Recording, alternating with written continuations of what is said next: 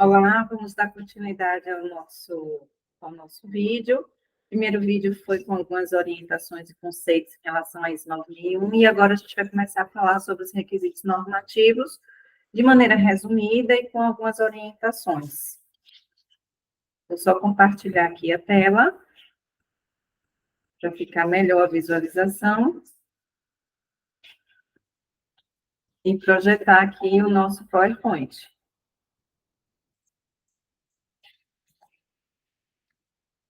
Vamos começar agora a falar sobre a parte de generalidades. Vou fazer só essa pequena introdução, porque é um item muito importante do sistema de gestão, quando ele traz a abordagem aí por processo.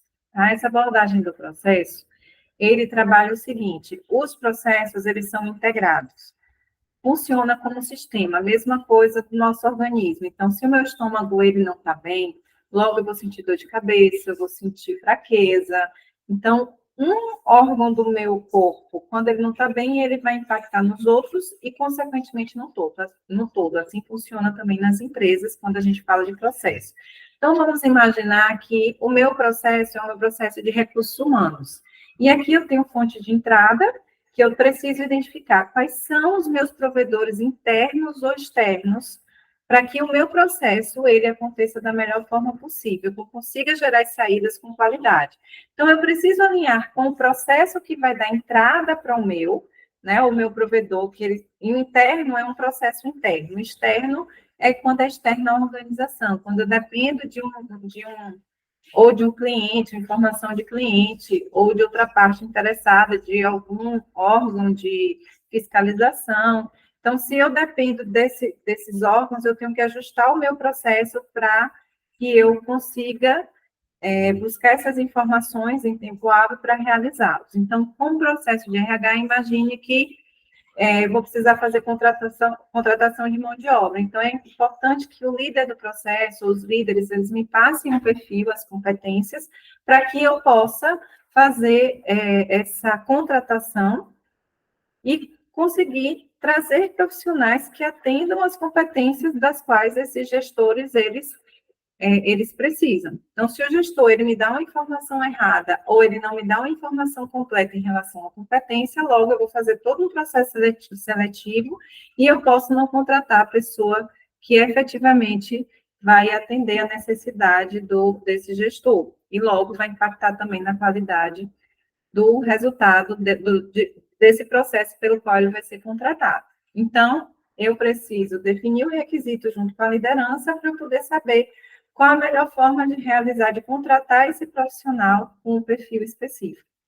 Da mesma forma, eu também vou gerar saída. Imagine que eu fiz um processo de contratação, eu passei pela parte de seleção, já selecionei o candidato.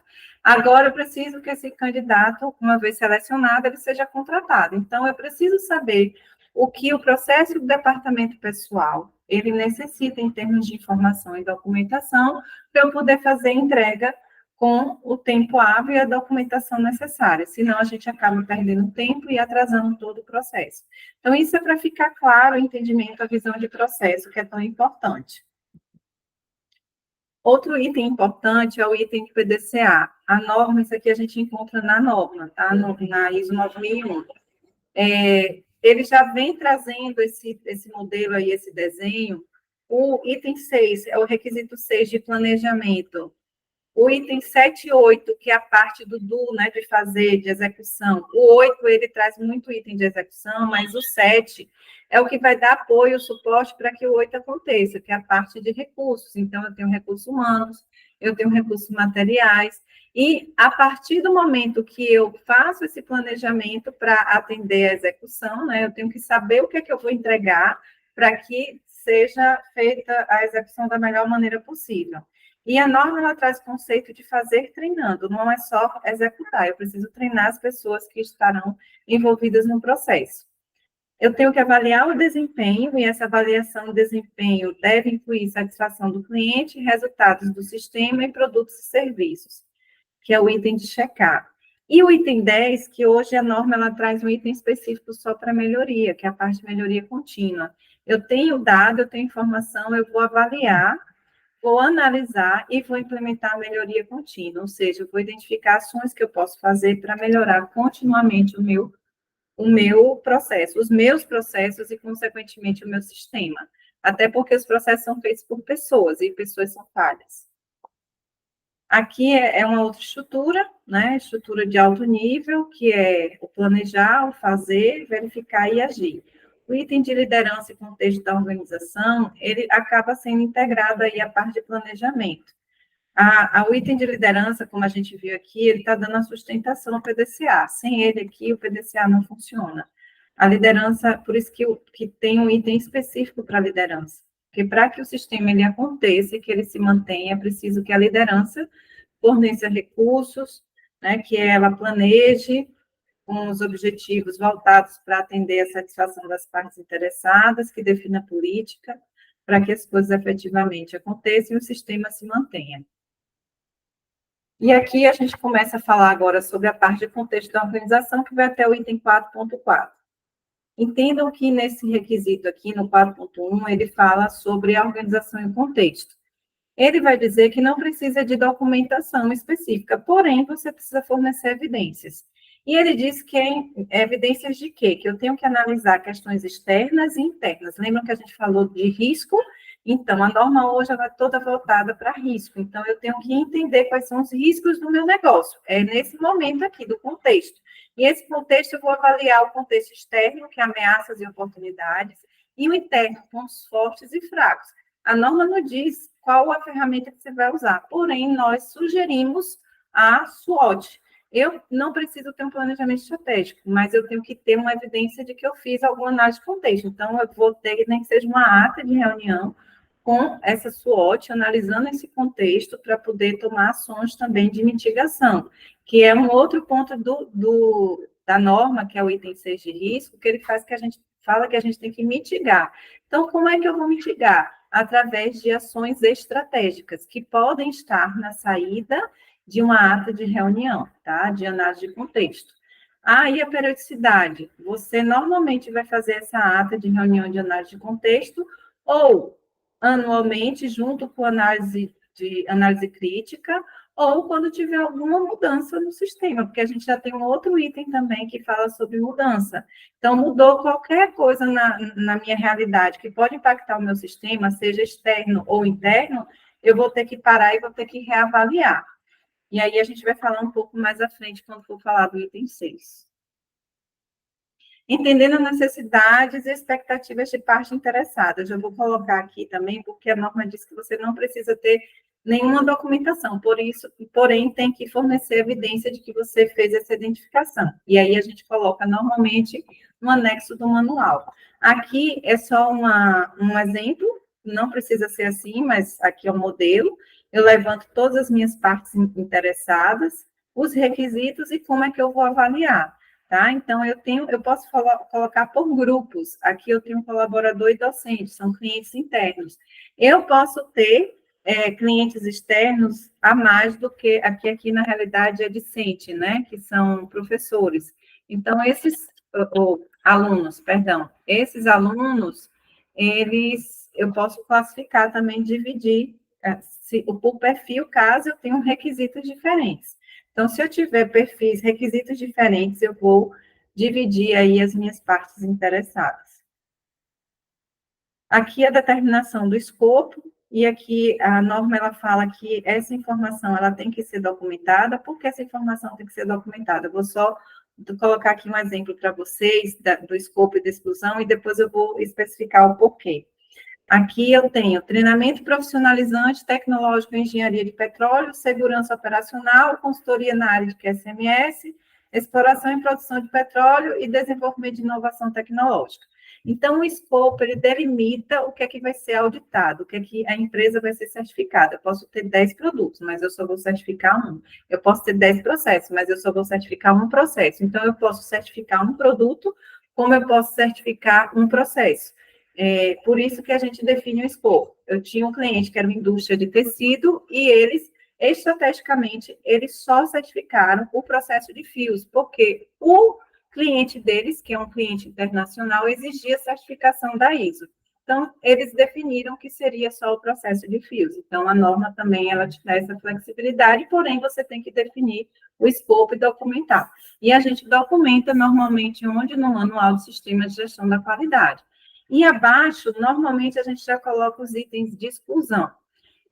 E aí eu faço um adendo aqui, porque a exclusão da norma, ela diz o seguinte, você pode excluir aquilo que não vai impactar no seu sistema. Porém, os únicos itens que podem ser excluídos são esses dois. Por quê? Qualquer outro item que você excluir vai impactar no sistema. E aqui eu vou só interromper o compartilhamento, porque tem um tempo e eu tenho que voltar lá para poder não fechar, né? Porque, como ele disse que não há ninguém aqui, aí eu tenho que voltar para poder não ter problema com a gravação, certo? Nós já vamos voltar lá para finalizar, até por causa do tempo, porque nós temos que ter um tempo, o nosso tempo por vídeo, ele tem que ser menor, até para não ficar muito cansativo. E aqui eu vou só finalizar a apresentação, tá? Eita, voltou aqui a apresentação. Então, aqui o item de exclusão, como nós estávamos falando, né, eu posso excluir recurso, monitoramento, medição e projeto de desenvolvimento. Porém, se a minha empresa, a minha organização, ela tem algum processo de manutenção, logo, esse processo de manutenção, ele vai impactar no meu escopo. Imagine que eu sou empresa de ônibus ou carro, e eu faço aluguel de carros. E aí, manutenção é um processo que impacta na qualidade do que eu entrego e no requisito do cliente, que é segurança. Então, eu tenho equipamentos que são calibráveis, e aí eu preciso estar com isso aí incluso no meu sistema. Projeto de desenvolvimento para empresas que desenvolvem novos projetos, né, e novos produtos. Caso a empresa não desenvolva, não faça parte do escopo dela, desenvolvimento de novos projetos e produtos, no caso desse escopo aqui, vocês estão vendo que tem desenvolvimento de inovação tecnológica, projetos e parcerias, está específico. Então, eu não posso, de forma alguma, excluir projeto de desenvolvimento. Aqui é só para falar um pouco sobre o sistema de gestão da qualidade, porque a norma diz que a gente precisa ter informação documentada sobre os processos e sua interação. Então, eu preciso definir quais são os meus processos gerenciais, que aqui eu tenho a gestão do sistema, né, que é o sistema de gestão da qualidade, ligado à alta direção e à coordenação do sistema de gestão. Eu tenho aqui o meu processo fim. Observe, eu coloquei aqui de propósito. Eu tenho um comercial aqui, eu tenho um treinamento. Comercial, eu tanto posso considerar ele aqui no meu processo fim, porque eu posso considerar como um processo importante para que a gente consiga fazer um relacionamento com o cliente e entregue o treinamento da melhor forma possível, como eu posso ter só treinamento aqui em cima e o meu comercial aqui como um processo de apoio, tá? Tanto faz, depende muito de como a empresa enxerga o processo comercial, é a mesma coisa atendimento. Tem algumas instituições, por exemplo, a área de saúde, atendimento, isso é uma opinião, né, minha. Eu sugiro sempre que o atendimento ele esteja como processo fim, porque ele vai perguntar aí toda a parte de receber os requisitos de cliente, atender a requisito de parte interessada, para que o médico, né, ele consiga realizar o seu trabalho. Então, ele está como intermédio ali, é um processo que é muito crítico. Ele não é só um processo de apoio, ele também contribui bastante para a realização, e ele causa impacto. Se eu não trabalhar ele como processo fim, eu posso deixar de considerar os requisitos principais para atendimento a requisito da norma. E aqui eu tenho os processos de apoio, né? Que aí é gestão de RH, financeiro, infraestrutura e aquisição. Esses, pessoal, desses aí, o financeiro, ele não é auditável. Ele não é auditado na ISO 9001, só se você quiser contratar uma auditoria financeira. Ele não é auditado, mas ele pode estar aqui como uma estrutura de processo. Se eu quiser criar mais 10 processos, eu posso de apoio? Pode. Lembrando que a aquisição ele engloba compras e almoxarifado, só que a norma ela traz o item 8, aquisição, no item 7, perdão, que é o item de apoio. Ela traz aí a parte de aquisição. E aí você já sabe que a parte de de estoque, né, de almoxarifado, de compras, ele está associado aí à parte de aquisição. Esses outros aí são atividades, esses que estão na cor verde, né, um verde mais vivo, eles são atividades atreladas à gestão do sistema. Eles não são processos. A gente coloca aí só para destacar, porque são itens que a gente precisa atender à norma. Esse controle operacional de meio ambiente, saúde e segurança não é obrigatório, só no SGI. A gente aqui está falando de SGQ, então, nesse caso, ele não é obrigatório. E aqui a gente entra na parte de liderança, né, na realidade, para finalizar. A liderança, só para ficar mais claro para as pessoas, a gente fala sobre o item de comprometimento dos líderes. Onde é que eles se comprometem? A norma diz que ele tem que definir as responsabilidades, e aí tem o organograma, né, tem as responsabilidades e autoridades definidas, tanto pelo organograma quanto pela descrição de função. Políticas e objetivos da qualidade que sejam compatíveis com a estratégia da organização, a integração desses requisitos, né, e promover também a parte aí de engajamento, de recursos, né, disponibilizar recursos para que o sistema ele seja implementado, que ele se mantenha. Então, normalmente, a gente diz que o item liderança, como é que ele é auditado? Através de uma entrevista com a alta direção. O auditor, a gente normalmente prepara a alta direção para isso. O auditor ele vai perguntar ao líder, à alta direção, como é que ele exerce esse requisito. E, normalmente, a gente orienta a dizer que é através da política, da definição da política, do direcionamento estratégico, né? Quando a empresa tem compliance, também através de códigos de ética, para poder manter uma cultura voltada para sem nenhuma discriminação, né, atendendo a normas, requisitos legais. Ela atende também, a partir do momento que estabelece, também ela promove o engajamento, a integração, acompanha, o líder normalmente tem que acompanhar os resultados do sistema, prover recursos, que são recursos humanos, recursos materiais, como é que ele provém isso? Através de recurso financeiro. Então, a empresa ela tem que demonstrar capacidade de atendimento, né, em prover esses recursos. Então, a alta direção, ela aprova a contratação de mão de obra, ela aprova treinamento, é assim que ela provê os recursos. E aqui a gente tem a parte de política, que também traz uma informação documentada. Tudo que na norma ela diz que tem que ter informação documentada, a gente tem que estar escrito em algum lugar. Então, a política, normalmente, ela fica no manual do sistema de gestão, e ela também precisa ser comunicada. Onde é que a gente vai comunicar? As partes interessadas. No site, a gente comunica internamente através de intranet, através do mural, através de sensibilizações, de DDS, de reuniões. Então, a política ela precisa ser comunicada. E por que a política é tão importante? Aqui a gente tem um exemplo, que é buscar a satisfação das partes interessadas em concordância com as normas vigentes, com respeito às pessoas e foco em melhoria contínua do sistema de gestão da qualidade. A política ela pode ser apresentada num texto resumido ou em tópicos. Por que isso? Porque a partir do momento que eu defino a política, eu agora vou construir meu sistema respondendo a pergunta: o que é que eu vou fazer, ou como eu vou fazer para buscar a satisfação das partes interessadas, atender normas que tenham respeito com pessoas e foco em melhoria contínua. Então, eu vou transformar o meu sistema nisso aí. E o objetivo do sistema de gestão da qualidade é o desdobramento da política. Então, eu tenho que definir os objetivos para poder monitorar e acompanhar, para saber se eu estou atendendo e atingindo o que eu coloquei lá como política da qualidade, tá? Outro item aqui ainda de liderança, papéis e responsabilidade e autoridade. A autoridade a gente pode descrever no organograma, que também fica no manual. Papéis e responsabilidades. Toda organização, pessoal, independente de ter ISO, é importante que se defina as responsabilidades, e as pessoas precisam saber quais são as responsabilidades funcionais dela, e daquelas responsabilidades, o que e como impacta no sistema de gestão da qualidade. Né? Então, a gente sempre convida as pessoas a elas refletirem. E eu pergunto, quais são suas responsabilidades? Você sabe? Está bem definida? Está claro para você? Até porque quando você vai dar o treinamento, eu vou transformar a responsabilidade no como, né? Se ela vai atender aquele, por exemplo, vou pegar um exemplo, professor. Um professor ele tem que elaborar um plano de aula, mas ele precisa elaborar um plano de aula da cabeça dele? Não. Aí, normalmente, eu vou orientar no procedimento como ele vai fazer aquela atividade dele. E ele tem que saber o impacto que isso pode causar no sistema de gestão da qualidade, ou seja, o impacto que pode causar no processo e na satisfação do nosso cliente.